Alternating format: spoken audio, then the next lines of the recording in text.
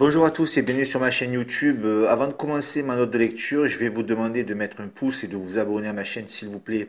Aujourd'hui, je vais vous parler d'un livre très intéressant, un petit livre, 120 pages, de Gustave Le Bon, Psychologie des foules. Moi, j'ai la neuvième réédition, celle de 2013. Qui était Gustave Le Bon? Gustave Le Bon, c'était un anthropologue, psychologue social et sociologue français. Il est né en 1841 et mort en 1931.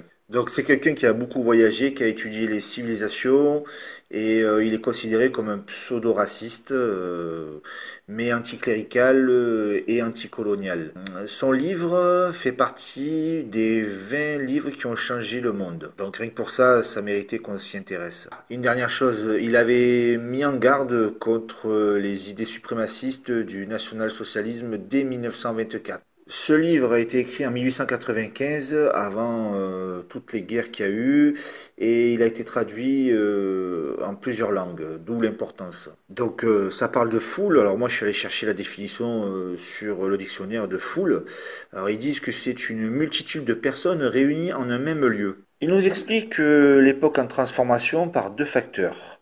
Le premier, la destruction des croyances religieuses, politiques et sociales, la civilisation et les techniques, la science, l'industrie.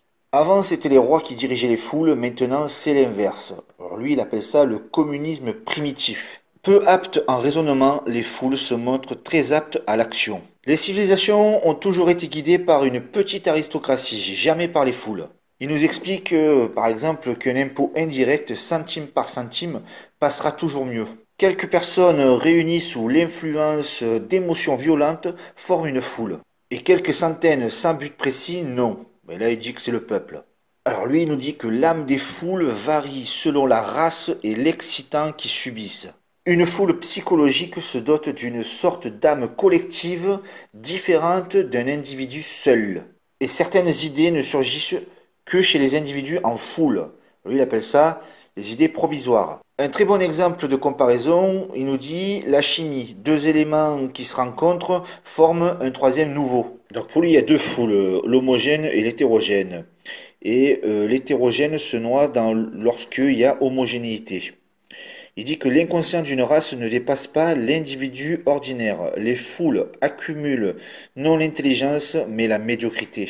Pour qu'il y ait foule, il faut que l'individu soit désinhibé, qu'il y ait une contagion mentale et qu'il soit hypnotisé, suggestionné.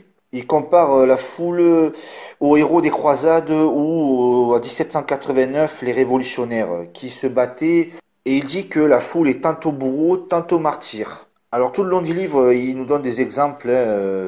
Il y a un enfant qui s'était noyé, qui avait été reconnu par une personne, alors qu'en fait c'était faux et tout le monde, après cette personne, la reconnaissait.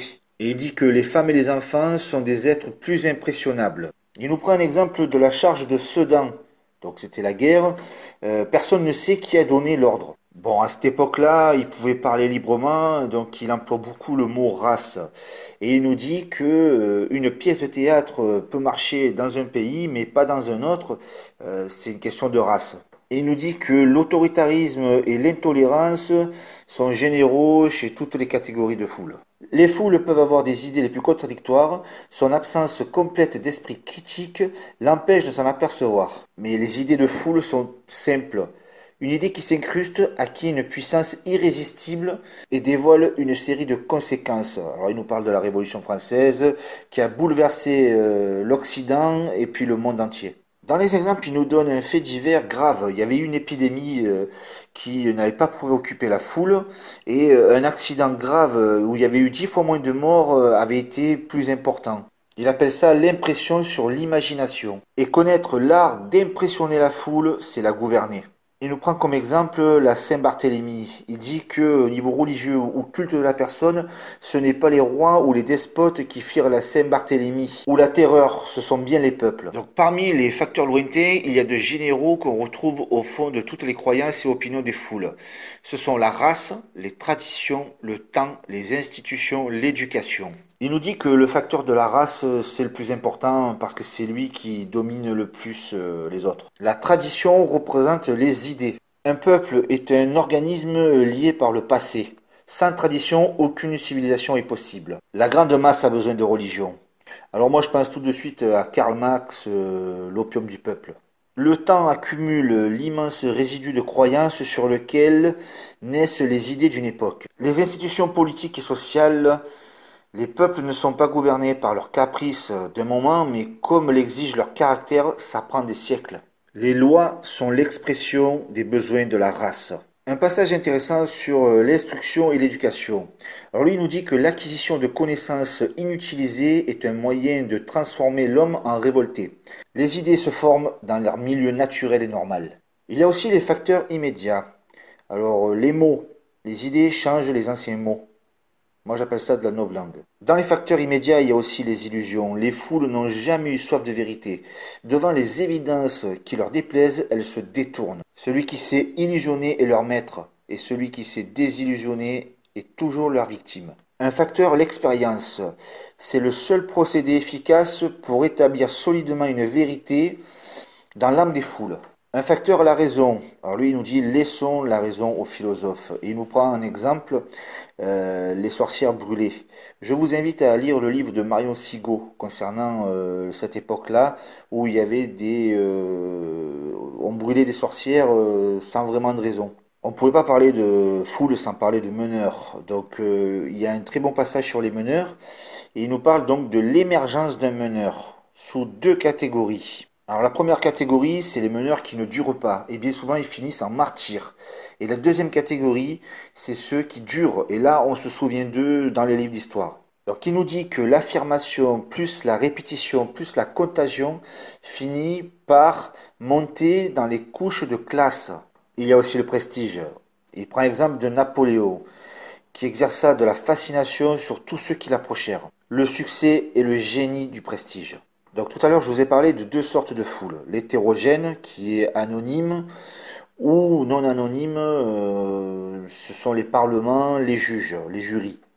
Et homogène. Donc lui, il dit secte, caste ou classe.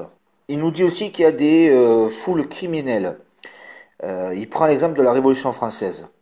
Alors, moi, je prends comme exemple les purges qu'il y a eu après la Seconde Guerre mondiale, chez les nazis, les SA qui se sont fait liquider, et chez Staline, les communistes qui se faisaient purger aussi. Il nous parle aussi des jurés de cour d'assises, où il y a un meneur et puis les autres suivent. Au niveau des foules électorales, elles conduisent au meneur despotique. Alors, qu'est-ce qu'il faut retenir de ce livre? Moi, j'ai vu ça avec distance parce que c'est un livre qui a été écrit il y a très longtemps, mais on peut en garder quelque chose pour le présent. Il nous dit quoi? Que les foules, elles rabaissent le niveau des gens, mais que s'il y a une minorité qui est très forte, elle peut arriver à contrôler la foule. Et sous forme de cycle, quand une civilisation commence à s'écrouler, il y a quand même une empreinte de la civilisation qui perdurera. Et la civilisation qui prendra la place, elle se superposera sur les traditions. Et on peut le voir avec la chrétienté qui s'est superposée sur les anciennes traditions européennes. Bon, bien sûr, tout est un cycle, hein, c'est jamais fini en fait. Il y a un cycle fini, René Guénon disait le Kali Yuga. Puis il y avait les Incas aussi qui prévoyaient un cycle de 5000 ans, hein, puisque je ne sais plus en quelle année, je crois que c'était en 2012. On s'attendait à la fin du monde, en fait, c'est pas arrivé. Et maintenant, je comprends un peu mieux pourquoi nos ennemis nous attaquent sur des choses aussi importantes que la race.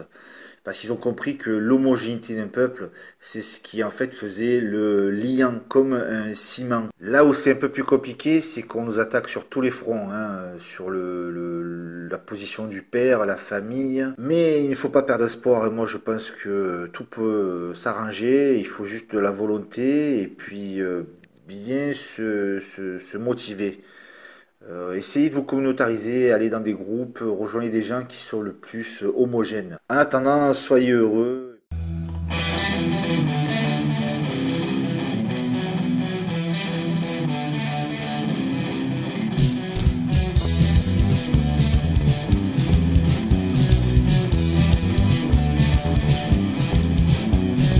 Peau de bête sur les épaules, hacheron dos à la main, les francs débarquent en Gaule, quittant les